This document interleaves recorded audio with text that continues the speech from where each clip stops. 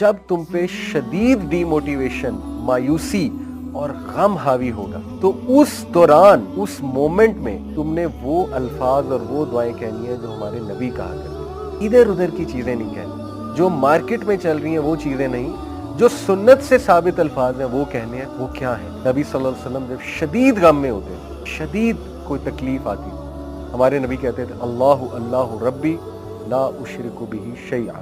اسی طرح ہمارے نبی کہتے تھے یا حی یا قیوم برحمتک استغیث۔